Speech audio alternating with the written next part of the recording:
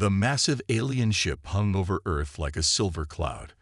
After decades of searching the stars, aliens had finally found humans. Captain Jum Kim stood straight in his Blue Earth Defense Force uniform, trying to hide his nervousness. Today, he would be the first human to meet the Galactic Council. "Remember, Captain," General Hayes said, adjusting June's collar, "you represent all of humanity. Don't let them push us around." June nodded. "Yes, sir." The transport beam felt like warm water as it pulled him up into the alien ship. His stomach flipped as his feet touched the metal floor of a huge round room. 12 different aliens sat in tall chairs around a circular table. They looked down at him with many eyes, some blinking, others glowing. A tall blue alien with 4 arms stood up. "I am Ambassador Gulder of the Tarax, head of the Galactic Council. You are Captain Jum Kim of Earth." "Yes," Jum said, bowing slightly. "I bring greetings from Earth." Veldor waved 2 of his hands dismissively. "Yes, yes. We have studied your planet for some time. Interesting that you've achieved space travel despite your limitations." June felt his face grow hot. Limitations. A small green alien with bulging eyes chittered something. A device translated. "They still use combustion engines and chemical weapons. Quite primitive." The aliens all made different sounds, their version of laughter. June clenched his fists behind his back. Veldor displayed a hologram showing Earth weapons, rifles, tanks, missiles. "Your species relies on projecting metal with explosive chemicals. The Council abandoned such methods thousands of years ago. Our weapons may be simpler," Jum said carefully, "but they are effective for our needs." This caused more alien laughter. Veldor picked up what looked like a human rifle from a table. "This was recovered from your military. It fires metal projectiles using chemical explosions, yes, like throwing stones." "That's a standard-issue sniper rifle," June explained. "In the hands of our trained soldiers, it can hit targets over a kilometer away with precision." "A kilometer." Veldor made a gurgling sound. "Our youngest species can target enemies from orbit. Your weapons are toys compared to Council technology." For the next hour, the Council questioned June about Earth. Each answer seemed to amuse them more. They showed him their energy weapons, shields that could stop anything Earth could throw at them, and ships that could cross the galaxy in days. "Earth will be granted provisional member status," Veldor finally announced. "You may observe Council meetings but cannot vote. We will provide limited technology to help your species advance beyond your current stone-throwing stage." June bit his tongue. He wanted to tell them about human history, about how wars had forced people to become creative with primitive weapons. He wanted to explain that sometimes the simplest tool could be the most effective. Instead, he bowed again. "Earth appreciates the Council's generosity," he said. As June was preparing to leave, a Korean-looking man in Council uniform approached him. He spoke in perfect English with no translator. "Captain Kim.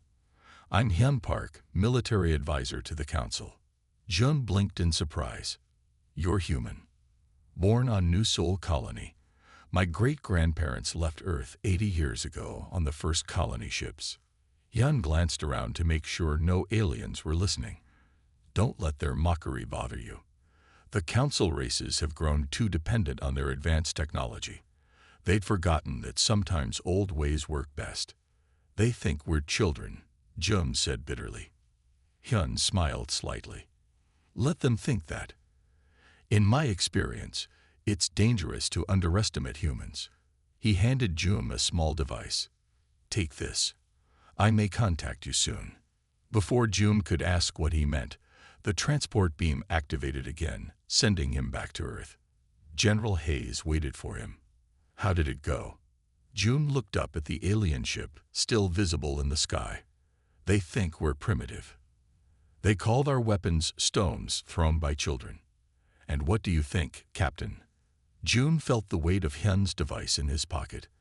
"I think they'll learn that humans are full of surprises." 6 months had passed since the first meeting with the Galactic Council. Earth had changed. Alien ships now visited regularly, bringing new technologies and taking curious aliens on tours of human cities. But the aliens always looked at humans the way adults look at children playing with toys.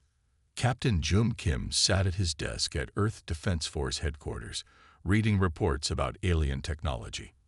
The small device Hyun Park had given him sat unused in his drawer. Jun had almost forgotten about it until it suddenly lit up and vibrated. He picked it up carefully. A small hologram of Hyun appeared. "Captain Kim, I need to speak with you urgently and privately," Hyun said. His face looked worried. "I'm alone," Jun replied. "Good. The Council has a problem they won't admit. The Terrax homeworld is under attack by a species called the Dreth. They're not part of the Council, and they fight differently." June leaned forward. "Differently how?" "They don't play by Council rules. They use surprise attacks and hide instead of fighting in the open. The Council's fancy weapons can't hit what they can't see." Hyun looked over his shoulder. "The Terrax are losing, but they're too proud to admit it. What does this have to do with Earth?" Hyun smiled thinly. "The Council needs specialists in what they call primitive combat, but they'll never say that directly. They're going to invite you to bring a small team to observe the conflict. What they really want is to see if humans can help, but they'll pretend they're doing you a favor." Jun frowned. "So they mock us, then ask for our help without actually asking." "Exactly. And if you fail, they'll use it as proof that primitive species need Council protection." Hyun's image flickered. "I must go. Expect their invitation soon." The hologram disappeared. Jun put the device back in his drawer, wondering if he should believe Hyun. 3 days later, Ambassador Velder himself arrived at Earth. "Captain Kim," the blue alien said with fake friendliness, "the Council has decided to grant Earth a special opportunity." Jun stood at attention in the meeting room. "What kind of opportunity?" "The Terrax home system is experiencing a minor security problem with an uncivilized species. Nothing serious, of course, but we thought it might be educational for humans to observe how the Council handles such matters." "You want us to watch you fight?" Jun asked. Velder's 4 hands made dismissive gestures. "Observe only. You may bring a small team, but understand this is merely educational. Your primitive methods would have no place in advanced combat." Jun remembered Hyun's warning. The Council needed help but wouldn't admit it. "I would be honored to form a team," Jun said carefully. "Perhaps we could bring some of our weapons to compare with Council technology. For educational purposes only, of course." Velder hesitated, then nodded. "If you wish to bring your stone throwers, you may. The Council finds human attachment to outdated technology amusing." After Velder left, Jun immediately called General Hayes. "They need our help," Jun explained, "but they're pretending they're doing us a favor." The general nodded. "Then let's pick our best people. Who do you have in mind?" Jun pulled up files on his computer. "First, Da-Ho Lee. He's the best sniper in the EDF. He once hit a target at 2 kilometers in high wind." "Good choice. Who else?" "Min-Ji Song for engineering and explosives. Tiang Kang for communications and electronic warfare. And we'll need Sun Hee-yoon. She's been studying alien biology." General Hayes studied the files. "A small but effective team. When do you leave?" 3 days, Jun said. "I need to brief them immediately." As Jun left to gather his team, he thought about Velder's smug face. The aliens still thought humans were playing with toys. Soon, the Council would learn that sometimes the simplest weapons in the right hands could be the most deadly. The real question was, would the Council learn this lesson before it was too late? Da-Ho Lee cleaned his rifle with careful hands. The long black weapon had been with him for 7 years. Every scratch told a story. He looked up as Captain Jum Kim entered the shooting range. "Captain," Da-Ho said, standing straight. "You wanted to see me." "At ease," Jun said. "How would you like to shoot aliens?" Da-Ho raised an eyebrow. "Is that a joke, sir?" "Not at all. I'm putting together a team to help the Galactic Council, though they don't know they need our help yet. Jum pointed at the rifle. And I need the best sniper on Earth. 2 hours later, 4 people sat in a secure room at EDF headquarters. Jum looked at each of them. Daho with his quiet confidence, Minji-song, small but fierce, her hands always moving. Taeyang Kang with his quick eyes and quicker mind, and Sun Hee-yoon, who studied aliens the way others studied insects. This mission is unlike any other, Jun explained. The council thinks we're coming to learn from them. In reality, we're going to show them what humans can do. Will they even let us help? Minji asked, tapping her fingers on the table. From what I've heard, they think we're just smart monkeys. Jun smiled. That's our advantage. They won't see us as a threat. Sun Hee opened her tablet, showing pictures of blue 4-armed aliens. These are the Terrax. And these, she swiped to show fierce-looking creatures with scaled skin, are the Dreth. They're attacking the Terrax homeworld. What makes the Dreth so dangerous? Taeyang asked, studying the images. They don't fight like the council expects, Jun said. They use surprise attacks and hide. The council's fancy weapons need clear targets. Daho nodded. Like hunting. You can have the best gun in the world, but if you can't see what you're shooting at, it's useless. Exactly, said Jun. We have 3 days to prepare. Sun Hee, teach Daho everything about Dreth anatomy. He needs to know where to place his shots. Sun Hee pointed to spots on the Dreth image. Their hearts are here, not in the chest. And this spot where the neck meets the shoulder is their weak point. Jun turned to Minji. We need weapons that work against their technology. Something simple that will surprise them. Minji grinned. Sometimes the oldest tricks work best, Captain. I have some ideas. Good. Taeyang, learn everything you can about their communications. If we can listen in, we'll have an advantage. For the next 3 days, they worked around the clock. Daho spent hours at the range, adjusting his rifle for alien gravity and atmosphere. Minji built small, clever devices that looked simple but could cause chaos. Taeyang studied alien languages and codes, while Sun Hee taught them all about Dreth and Terrax bodies. On the final night, Hyun Park contacted Jun again. They're not telling you everything, Hyun warned. The Dreth have developed shields against energy weapons. The Terrax weapons don't work well anymore. What about physical projectiles? Jun asked. Like bullets. Hyun smiled. The Dreth haven't bothered to shield against them. Why would they? No advanced species uses such primitive weapons. On the morning of departure, General Hayes inspected the team. Captain Kim, he said, your official mission is to observe and learn. Unofficially, Jun finished. We're going to save the Terrax, whether they want our help or not. The general looked at each team member. You're about to show the galaxy what humans can do. Don't let Earth down. As they boarded the alien ship, Daho carried his rifle in a long case. A Terrax officer looked at it with 4 eyes. What is that primitive thing? The alien asked. Daho just smiled. A tool for hunting. The Terrax laughed, not knowing that soon his people's survival might depend on that primitive thing and the human who used it so well. The human team stepped off the ship onto Terrax Prime. The air smelled like metal and strange flowers. 3 suns hung in a purple sky. Tall silver buildings reached up like fingers trying to touch the stars. A group of Terrax waited for them. The leader, a blue 4-armed alien with gold marks on his face, looked down at them. I am Commander Selmar, he said coldly. I will be babysitting you humans during your stay. Jun stepped forward. Captain Jum Kim, Earth Defense Force. We appreciate the opportunity to observe your military operations. Selmar's eyes narrowed. Let me be clear. You will observe from a safe distance. Your presence is a political gesture, nothing more.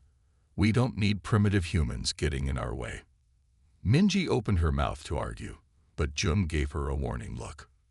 We understand, Jun said calmly. We're here to learn. Selmar pointed to Daho's rifle case. What is that? Just equipment for study, Daho said. For comparison with your advanced weapons. The Tarak soldiers laughed. One nudged another and made a throwing motion with his hand, mocking human stone throwers. Follow me, Selmar said. I will show you to your observation post. Stay there unless escorted by my soldiers. As they walked through the Tarak city, they saw signs of war, buildings with blast marks, soldiers rushing around, worried faces on the civilian Taraks they passed. Their observation post was a small building on a hill, far from the fighting areas. You will stay here, Selmar said. There are screens to watch the battle zones. Do not leave without permission.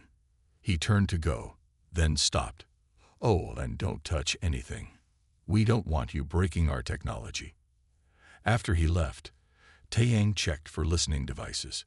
Clear, he said finally. They really don't think much of us, Minji said, dropping her bag on the floor. June looked at the screens showing different battle areas. Good. Let them underestimate us. Taeyang, can you tap into their communications? Taeyang pulled out his equipment. Already working on it, Captain. Sunhee studied the screens. Look at the Tarak soldiers. Their weapons need constant recharging. And see that glow when they fire.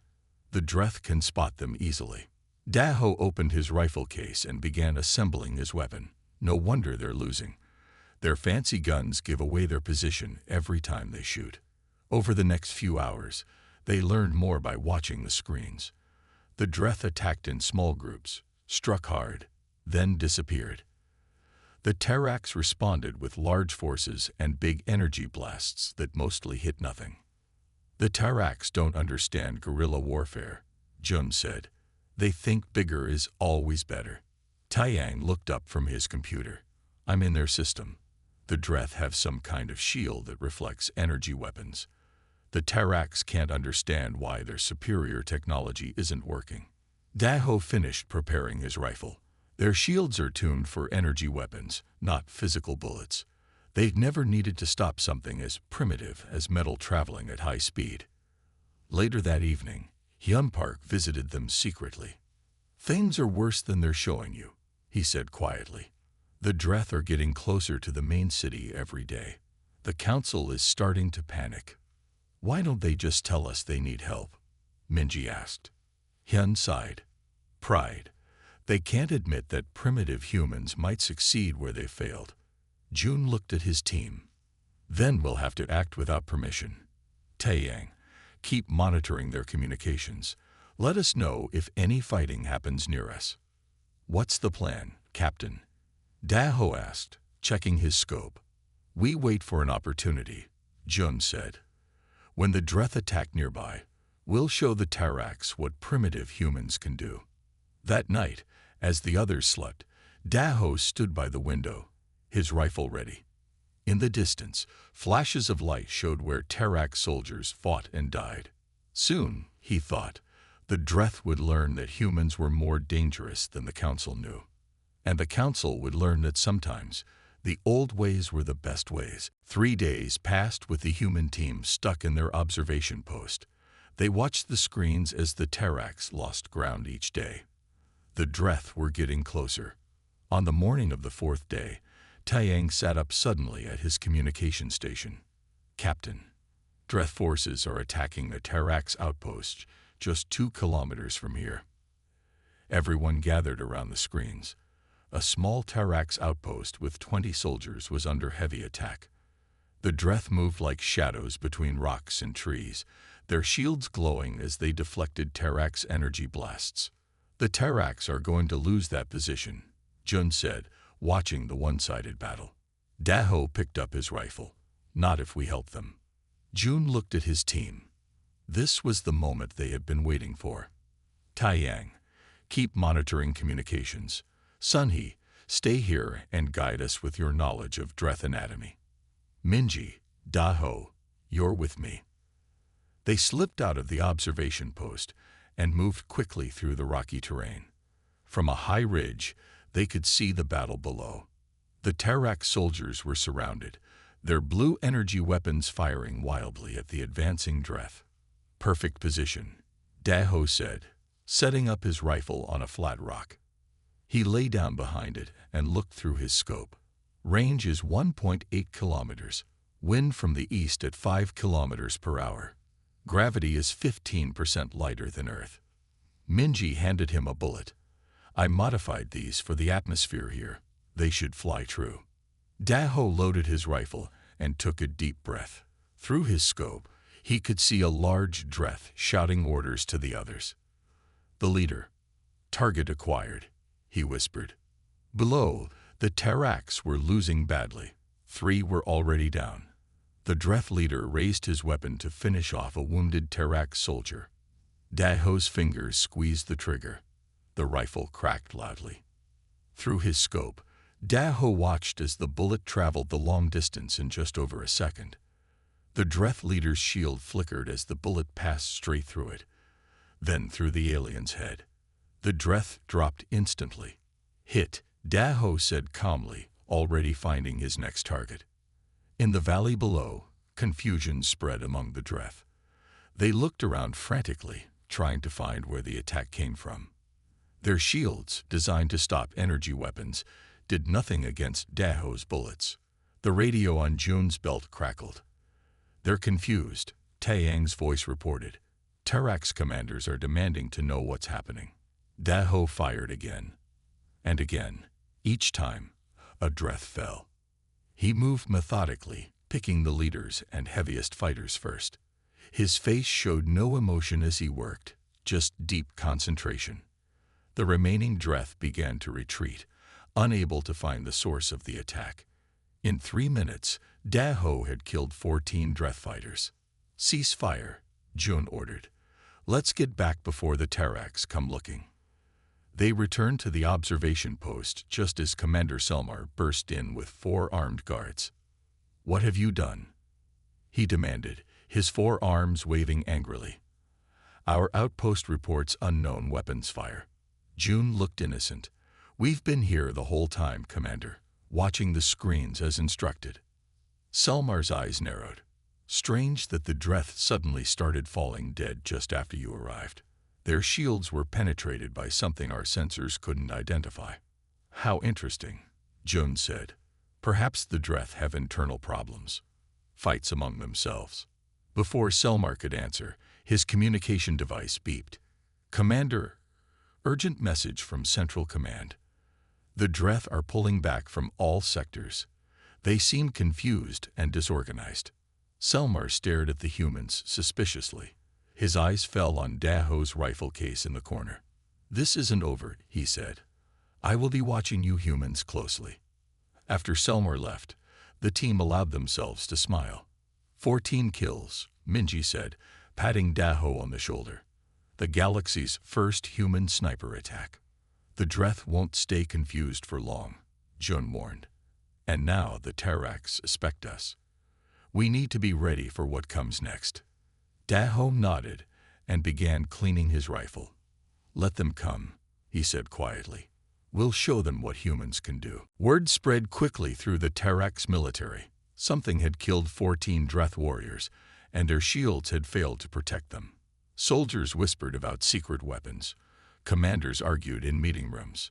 In the human observation post, Jun's team watched it all unfold on the screens. "They're scared, son," he said. "The Terrax have relied on their technology for so long that they don't know what to do when it fails." A loud bang shook the door as Commander Selmar burst in with 6 armed guards. "Hand over your weapons," he shouted. "All of them, now." Jun stepped forward. "Commander, we're guests of the Galactic Council. You have no right to." "Silence." Selmar pointed at Daho's rifle case. "That. Open it." Daho looked at Jun, who nodded slightly. Slowly, Daho opened the case to reveal his sniper rifle. Selmar's eyes widened.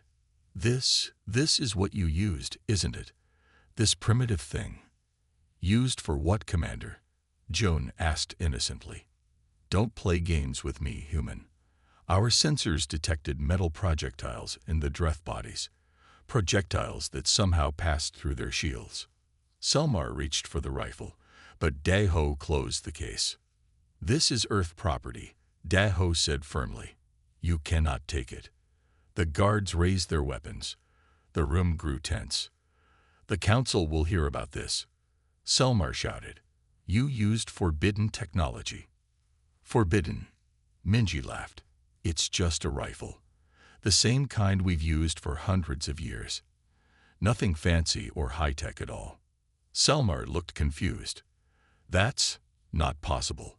No simple weapon could defeat Dreth shields." The door opened again, and Hyun Park walked in. "Commander Selmar, the Council representatives wish to speak with you immediately." Selmar hesitated, then pointed at the humans. "Don't leave this room. Guards, watch them." After Selmar left, Hyun smiled at June. "Your little demonstration has caused quite a stir.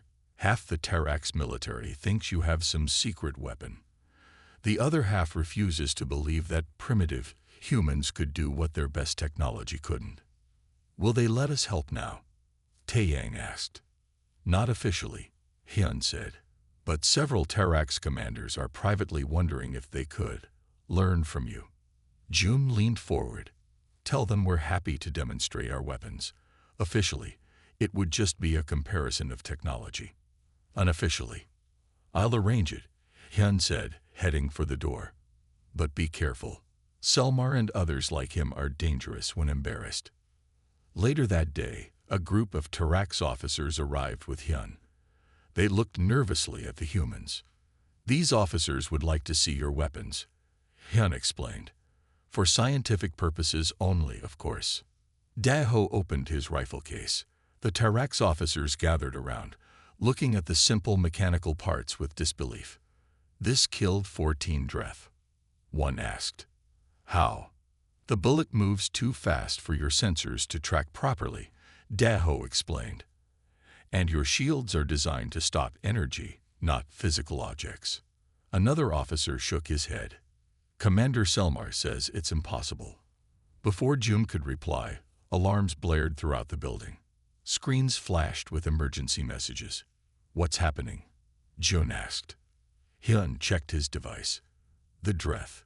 They've launched a major offensive against the main command center. All forces are being called to defend it." The Tarax officers rushed out. Hyun lingered for a moment. "This is bad," he said quietly. "If the command center falls, the whole planet could be lost." June looked at his team. "Then we help, whether they want it or not." "They'll never ask," Hyun warned. As if on cue, Commander Selmar appeared in the doorway. His face showed a mixture of anger and fear. "Humans," he said, his voice strained. "The Council representatives wish to observe your weapons in action against the Dreth." June smiled slightly. "Are you asking for our help, Commander?" Selmar's forehands clenched into fists.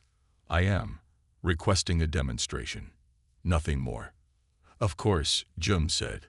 "We'd be happy to demonstrate what primitive humans can do." The Tarax Command Center was a massive building on top of a hill. It looked like a silver crown with tall spires reaching toward the sky. 3 roads led up to it through narrow valleys. Dreth forces were moving up all 3 valleys, thousands of them. June and his team stood with Commander Selmar on the command center's roof. Selmar pointed at the approaching Dreth. "Our scanners count over 5,000 Dreth fighters. They've never attacked in such large numbers before." "They're adapting," June said. "They know something new killed their troops yesterday, so they're using bigger forces." Selmar looked worried. "We have only 800 soldiers here. Our energy shields are failing. Most of our fleet is defending other planets." Daho studied the valleys through his scope. "They're moving carefully, using the rocks for cover." "Where do you want us?" Joan asked Selmar. The commander hesitated, his pride still fighting his desperation. Finally, he pointed to the tallest tower of the command center. "From there, you can see all 3 valleys. If your primitive weapons are truly effective, prove it now." June nodded to his team. Daho, take position in the tower. Minji, go with him. See if you can set up some surprises for the Dreth if they get too close. Taiyang, I need you to link our communications with the Terax system. They moved quickly to their positions. In the tower, Daho set up his rifle at a window facing the main valley. Minji began working on small devices that looked like metal balls. What are those? A Terax soldier asked. Old-fashioned surprises, Minji said with a smile. She kept working. In the command room, Taiyang connected his equipment to the Terax systems. I can share their communications now, Captain, he told Jun through his earpiece. Good, Jun replied. Daho, are you ready? Ready, came the calm reply.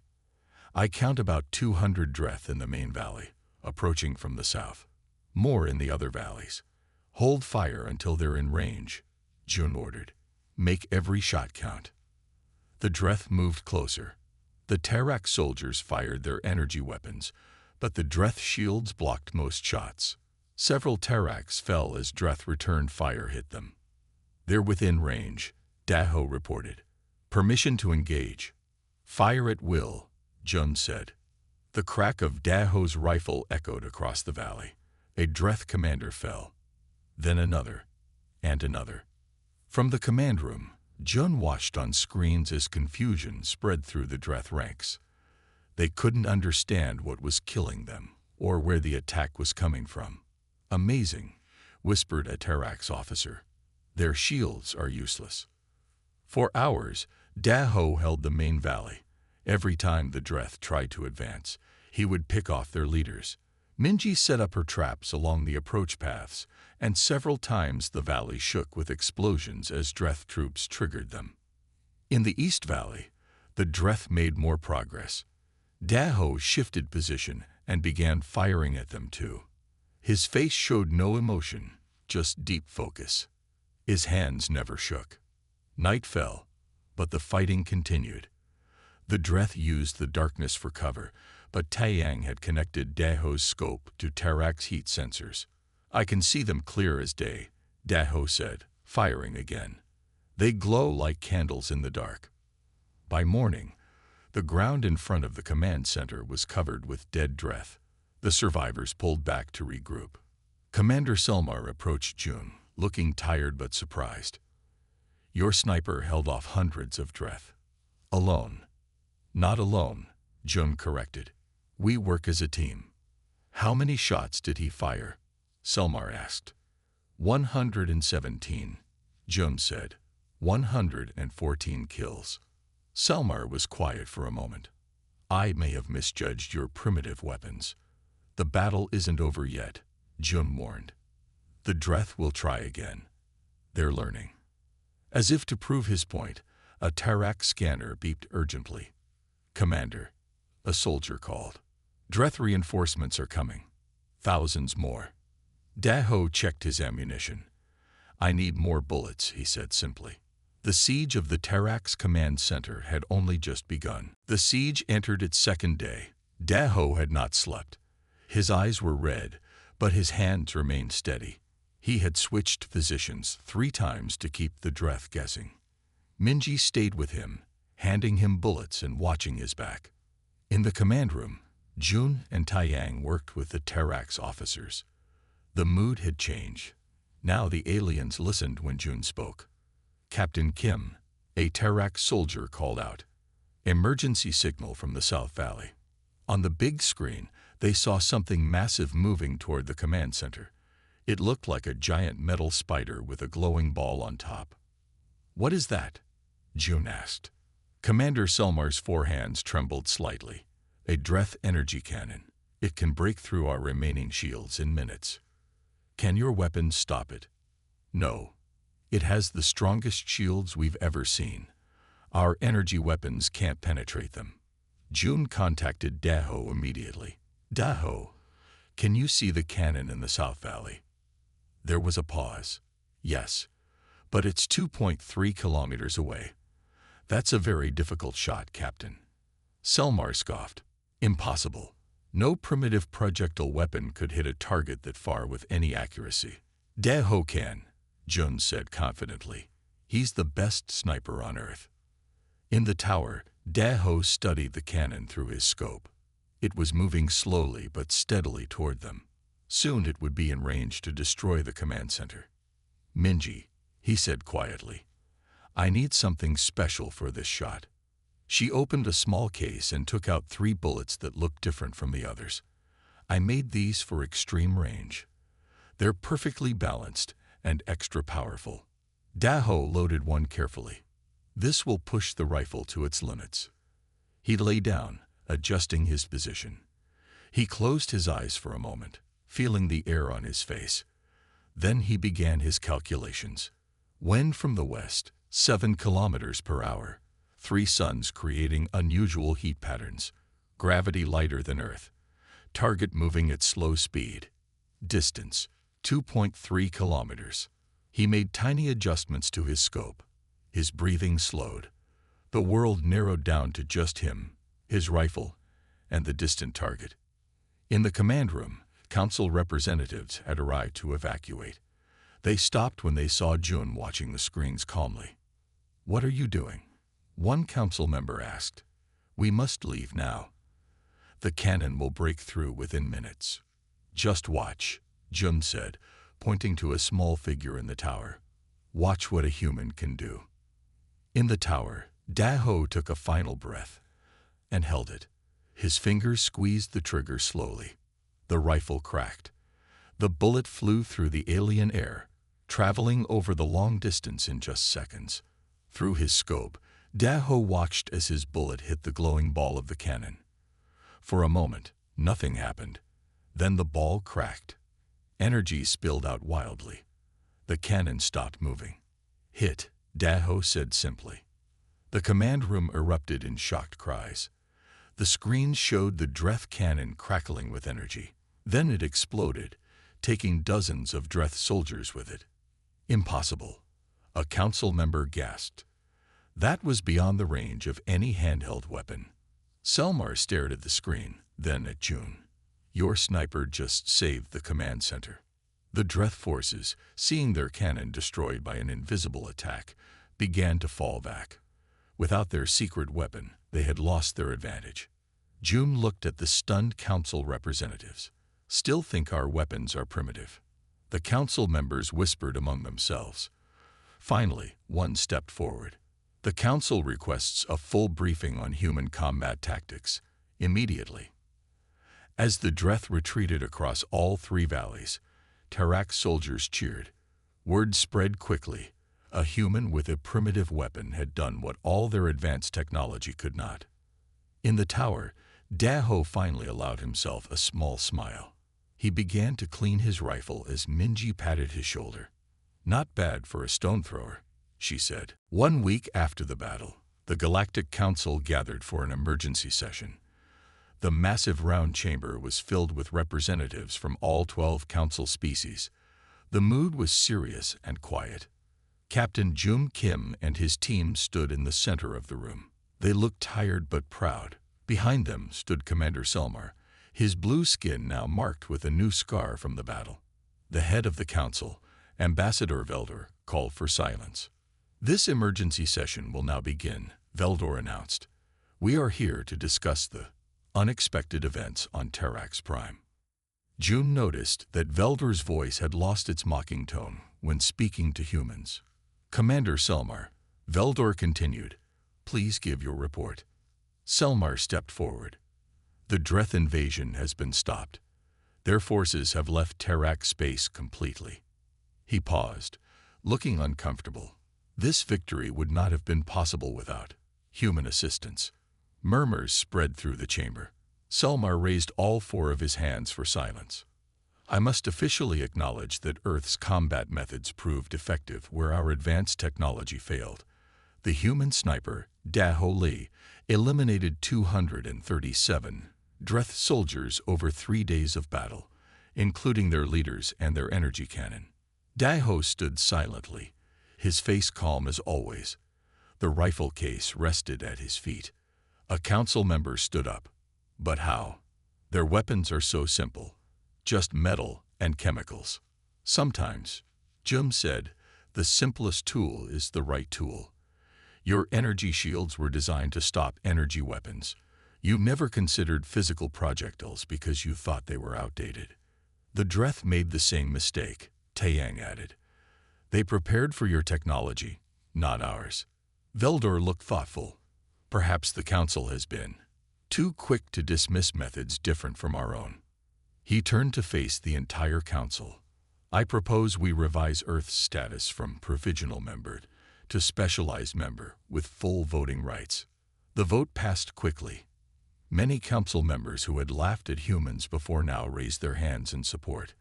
After the vote, Veldor approached Jun's team privately. Captain Kim, the council wishes to offer positions to your team members as military advisors, especially. He looked at Daho, your sniper. Daho glanced at Jun before answering. I would be willing to train a council sniper unit, but I will return to Earth afterward. Of course, Veldor said quickly. We would be honored to learn from you. Later, at a celebration dinner, Hyun Park sat with the human team. You've changed things, Hyun said. The council is already talking about creating a database of alternative combat methods from all species, not just the most technologically advanced ones. Will they actually use it? Minji asked skeptically. Hyun smiled. After what they saw on Terrax Prime. Absolutely. No one wants to be caught unprepared again. Commander Selmar approached their table. He looked nervous, which seemed strange for such a proud alien. Daho Lee, he said formally. I wish to apologize for calling your weapons primitive. I was wrong. Daho nodded. Your energy weapons are impressive too, Commander. They just weren't right for this fight. That is the lesson we have learned, Selmar agreed. Technology alone does not guarantee victory. Wisdom in choosing the right tool does. On their last day, before returning to Earth, Jun met with the Council one more time to negotiate terms for Earth's new status. Earth will share our military knowledge, Jun told them, but in return, we want fair access to space routes and trade. Veldor agreed immediately. The Council has learned that every species has something valuable to offer, even if it appears simple at first glance. As the human ship prepared to leave, Daho looked out at the stars. He thought about how one rifle, one human with skill and patience, had changed humanity's place in the galaxy. Do you think they've really learned their lesson? Son, he asked, standing beside him. Daho smiled slightly. They'd started to, and that's enough for now. Behind them, his rifle case sat closed.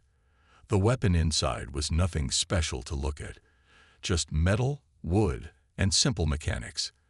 But now, throughout the galaxy, it would be remembered as the primitive weapon that had saved an advanced civilization and earned humanity its rightful place among the stars.